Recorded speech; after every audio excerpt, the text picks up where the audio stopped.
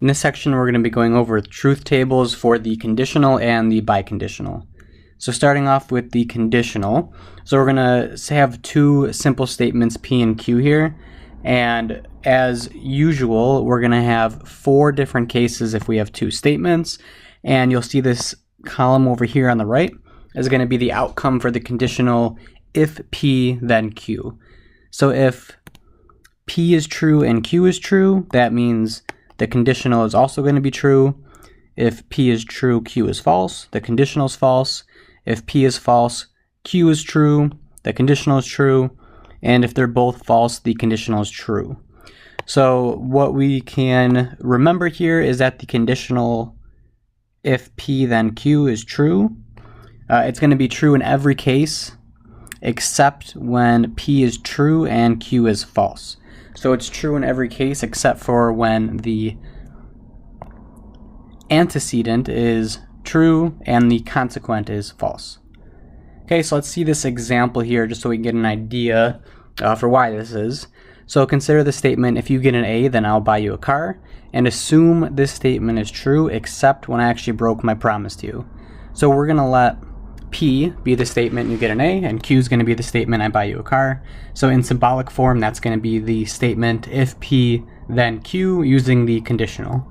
So for case one is when they're both true, P is true and Q is true. So this means you get an A and I buy you a car. So I kept the promise, so that means the conditional statement is true.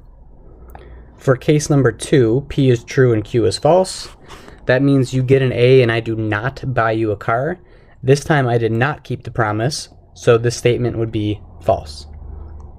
For statement three, P is false and Q is false. So I think I switched the order from case 3 and 4 to what was up here. Same concept though. So for case 3, P is false and Q is false. That means you do not get an A and I do not buy you a car. So I did not break my promise once again, so that means the conditional is true. And for the last one, case 4, P is false and Q is true.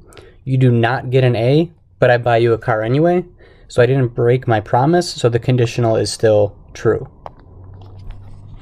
Okay, so let's see an example using a truth table here. So we have the negation for P and the negation for Q, and then we have the conditional. So we can read that if not P, then not Q. So we have two statements, so let's set up this table. So we have four cases, so it's going to be true, true, false, false for P, and then we alternate for Q, true, false, to give us every possible combination for true and false. So we need the negations here for both of them, so let's do the negation of P. So we're going to negate the truth values on P, so it's going to become false, false, true, true. And then we also need the negation for Q. So we're going to negate the column for Q, so it becomes false, true, true. Okay, and then for the last thing over here, all we need is the actual answer column. If not P, then not Q. So we are looking at these two columns, not P and not Q, and the easy way to do it is the way that I had highlighted on the first page. The only time it's going to be false is when it goes from true to false, which is the third case, and then all of the other ones are going to be true. Okay, so that is the answer column. And let's do another example here with three statements. So we have the conditional, we have if P, then not Q and R. So let's set up the table for three statements. So we're going to have 8 cases, and for P, we start with true, true, true, true, false, false, false, false. For Q, we alternate by 2s, true, true, false, false, true, true, false, false. And then lastly for R, we alternate every one, true, false, true, false, true, false, true, false. Okay, so let's see what we need. We have a negation on Q, so let's do that one right now. So we have not Q. So let's go ahead and negate everything from column Q, so it becomes false, false, true, true, false, false, true, true. And the next thing we need is what's in parentheses. We need that conjunction, the conjunction not P, or not Q, and R. Okay, so we have to remember that the conjunction, so we're looking at these two columns, the conjunction's true when both of them are true. So let's see when they're both true. They're both true in case 3. They're both true in case 7. So it's going to be false for every other case. Okay, and now the last thing we need is going to be the answer column. It's going to be if P, then not Q and R. So let's go ahead and take a look at the correct column. So the first column in the most recent column. And we know that for the conditional, it's going to be false when it goes from true to false. So that's going to be case 1, it goes true to false. Case 2, it goes true to false. Case 4, it goes true to false. And it looks like that is it. So all these other ones are going to be true. Okay, so this is the answer column on the right. And that's our truth table with 3 statements. Okay, let's do another one here. A word problem this time. So an advertisement for Optimizer gasoline makes the following claim: if you use Optimizer gasoline, then you will not have engine knocking and you will enjoy driving. So let's translate this into symbolic form and then construct a truth table. So we have 3 statements. So the first one is going to be statement P. And statement P is you use Optimizer gasoline. The next statement, it was a negation in the original statement. So that means the statement that we use, statement Q, is going to be you will have engine knocking. We have to ignore the negation here. And then for the last one, you will enjoy driving. That's going to be statement R. So now we have to translate this into symbolic form. And this is going to be 3 statements, so we have to take into account that comma. So it's going to be if statement P, then, so it's going to be P and then the conditional. And then we knew the next part, the next 2 have parentheses around them because the comma. So it's going to be not Q, because of the not Q, and R. So not Q and R. So if we're setting up the truth table of this, hopefully you recognize that we actually just did this in the previous one. So what I'm going to do is I'm going to cheat and I'm just going to copy and paste it over. Okay, so it was the same exact statement, so it ends up being the same exact truth table. So we have our answer column over there on the right.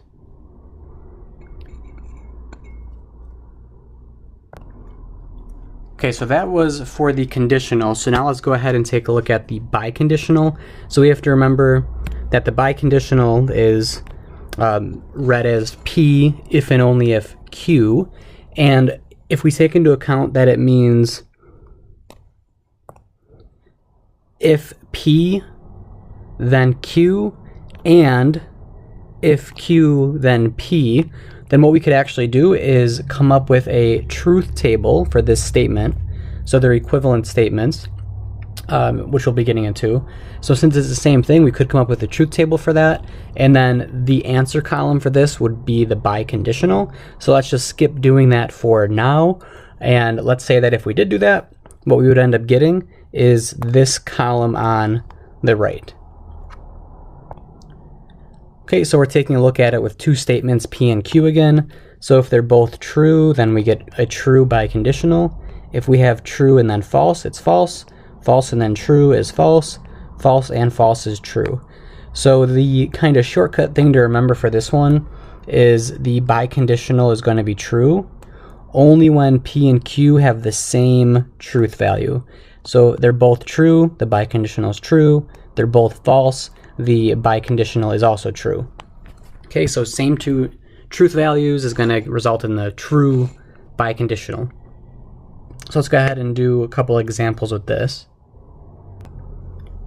So we have 3 statements, P, Q, and R. We have not P, if and only if, not if and only if not Q, then R. So that one's kind of a headache to say, but we have 3 statements. So let's go ahead and set this up. Okay, so we're going to have our 3 statements here. So we're going to have 8 cases. And in the top right, I just wrote how you would read that in words. Not P if and only if. And then I just put a comma in here just to chop up those 2 ifs. If and only if not Q, then R. Okay, so let's go ahead and fill in P, Q, and R here. So we have our typical 8 cases here, filling in the truth value for 3 statements. And let's go ahead and fill in the rest based on the question. So we have 2 negations. We have not P and not Q. So let's go ahead and fill those in. So not P, I'm going to negate all of the truth values in P. So we get that column, and then we have the column for not Q. So let's go ahead and negate the Q column's truth values. And we get that. So that one was pretty simple, hopefully, so that's why I kind of skipped doing it. And now we need 2 more things, just about. We need the parentheses one, so we're going to do not Q, or if not Q, then R. So this is the conditional, what we just learned. Okay, so we have to take a look at the correct columns. We have this column and this column. And we have to remember that it's going to be false when it goes from true to false. Okay, when we're also starting with not Q, so we're going to have to work from the column on the right and then go to the column on the left. So for, let's see here, the 4th case, it goes from true to false. Remember, we're going right to left, so it goes from true to false. So that's going to be, that's going to be false, not true. And then it also looks like the last case here goes from true to false, and that is also going to be false then. Okay, so those are the only 2 out of those columns where it goes from true to false. So those are both false, so then we know everything else is just going to be true. So we fill in true everywhere. And then we have 1 more column, and that's going to be our answer column. That's going to be not P, if and only if, not Q, if not Q, then R.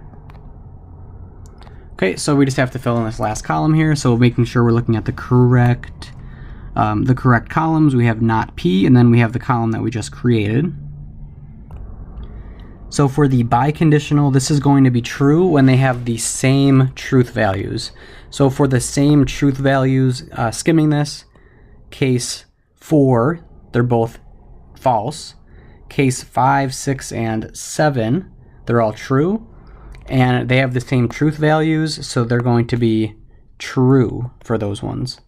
So true, true, true, true. And it looks like that's the only time that happens. So then we're just going to fill in false for the remaining ones. So false, false, false, true, true, true, true, false. Okay, and then as usual, there's our answer column right here on the right. Okay, so let's do another example with this, and this one's going to be a shortcut way to do a question when it's worded like this. So let's determine the truth value of the statement. If not P, if and only if Q, then not Q if and only if R. Okay, so we could come up with this whole entire truth table for this, but since we're being asked about a certain condition, we can actually do a shortcut. So let's go ahead and do this shortcut. So let me rewrite the original statement here. Okay, so what we're going to do here for this shortcut is we're actually going to plug in a false for statement P. We're going to plug in a true for statement Q and a false for statement R. So let's go ahead and do that. So it's going to end up being not false if and only if true. And then we have the conditional, and then we have not true because Q is true, and then R is false. Okay, so what we're going to do here is we're going to go step by step and test the validity of each statement. So if you have the negation on a truth value, it just gets negated. So instead of not false, we can just write that as true. Same thing with the one on the right. If we have not true, we can just write that as false. So now we have these biconditionals in the parentheses. So if we have a biconditional, the only time these are true is when they have the same truth values. Both of these do have the same truth values. So that means true if and only if true is true. And that means false if and only if false is also true. So they're the same truth values, so those are both true. And then lastly, we have if true, then true. So the only time this would be false for the conditional is when it goes from true to false. Since it doesn't do that, that is true. Okay, so when you have a statement like this, where it's asking you for a specific case, you could go up with the truth table, or you could come up with the whole truth table and then find the specific row, the specific case that you're looking at, and see what the truth value is for it. Or you can do this little shortcut method, which works kind of nicely. Okay, and then for the last thing here, just going to go over a few more things. We have self-contradictions, tautologies, and implications. So this is going to be two special cases that happen in the answer column. Either all of the cases are going to be false, or all of the cases are going to be true. So we're going to start with the one when they're all false, and that's going to be a self-contradiction. So a self-contradiction is going to be a compound statement that is always false, meaning every truth value in the answer column is false. So let's see an example of this with this truth table that we're going to create for this statement. So we have we have two statements, so let's set this up. Okay, so two statements, we only have our four cases, so it's a little bit easier. And next, it looks like we need a negation for Q, so let's do a column for not Q. So instead of true, false, it becomes false, true, true. And now we need essentially three more, it looks like, columns. We need one for both set of parentheses. It doesn't matter which one we do first. Let's just do the biconditional P if and only if Q first. Okay, so for this one, it's a biconditional, so this is going to be true when they have the same truth values. So we're looking at the two first columns. They have the same truth values for case 1 and case 4. So that's going to be true and true, and then those middle two are going to be false. And for the next set of parentheses on the right, we have P if and only if not Q. So we just have to look at the correct columns again. So that's going to be the first column, P, and then we're looking at the negation of Q. So we are looking at when they are the same truth value. So they have the same truth value for case 2 and case 3. So that means it's going to be false, true, true, false. And then for the last one here, we have the answer column. So we are looking at those two that we just created, and we're doing the conjunction between them. So since we're doing the conjunction between them, this is only going to be true when they are both true. These are that we're never going to have that condition be satisfied here. The first one is true, false. So that is a false. Next one, false, true. So false. False, true again, false, true, false, false. So they never had a true truth value for both of them at the same time, so they're all false. So we can see that the answer column is composed of all falses. This is a self-contradiction. So this statement will never be true. Okay, next thing is the tautology. So a tautology is going to be a compound statement that is always true. Okay, so that means there's going to be a true in every row in the answer column. So the exact opposite of self-contradiction. So let's see this example. So we have we were going to construct a truth table for the statement, if P and Q, then P or R. So let's go ahead and set this up. So we have 3 statements. So it's going to be 8 cases. So we have our typical setup with 3 statements here. And this time we actually don't have any negations. So we can skip right to either doing this conjunction or this disjunction. Let's do the conjunction first. So we have P and Q. And we know that this is going to be true when they are both true. So they're both going to be true in statements, or in cases 1 and 2. Other than that, they're never both going to be true again. So the rest of them are going to be false. Okay, and then the next one, we're going to do the disjunction P or R. So we have P or R. So we're looking at these 2 columns, and we know that a disjunction is going to be true when at least one of them is true. So case 1, they're both true. Case 2, P is true. Case 3, they're both true. And it looks like they're going to be true until we get to case 6 and case 8. So everything except for case 6 and case 8 had at least one being true. And now for the last thing, we're going to put it all together and do the whole entire answer statement. So we are doing the conditional. So the conditional is only going to be false when it goes from true to false. So we're looking at these 2 columns. We're going from the first one to the second one here. So when you're looking at this, we have no cases where it goes from true to false. The first one goes true to true, second one goes true to true, then it goes false to true, and so on. You can skim them over and never goes true to false. So that means these are actually all going to be true. Okay, so since this was a statement that ended up being true, we would say this is a tautology. So no matter what we had for statements P, Q, and R, if they were true or false, every single combination of that would always end up in a true statement for this compound statement. Okay, let's do one more thing here, and that's going to be an implication. An implication is going to be a conditional statement. So it's a conditional statement that is a tautology.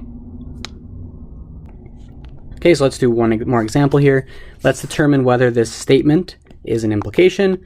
So first thing, it's a conditional, so that's part of it. And next thing, let's figure out if it's a tautology. So we have to do the truth table. So it looks kind of messy, but it's not that bad because we only have 2 statements. So we have statements P and Q. We get true, true, false, false. True, false, true, false. And for the next thing, we're going to need, we have a negation. Let's negate Q. So for the negation of Q, it becomes false, true, negating the truth values for Q. And then it looks like we can do this right here, that disjunction P or Q. So P or Q is next. So we know that this is going to be true when at least one of P or Q is true. And that's going to be true, true, true, false. The only time it was false was right here, because in case 4, because they were both false. And for the next thing, we can do that conjunction between the column we just did and the negation of Q. So that's going to be the conjunction P or Q and not Q. So for a conjunction, they're both going to be true, or rather they both have to be true in order for the conjunction to be true, and that happens in case 2. So that means everywhere else is going to be false. And for the last thing here, we have to just create our answer column. So putting this whole entire thing together, we are looking at the column we just did, and we're also looking at the column for P. So this is only, it's a conditional, so it's only going to be false when it goes from true to false. We have to remember that we're starting with the one on the right, that's the antecedent, and then statement P is the consequent, so we're going from right to left here. So for this one, it never goes from true to false. It goes from false to true, so that's true. It goes from true to true, goes from false to false, and then it also goes from false to false. Okay, so we ended up getting all true truth values in the answer column. So that means this is a tautology. Okay, and then since it was a tautology, that means this statement, this compound conditional statement, is an implication also. Okay, so that is all for this section.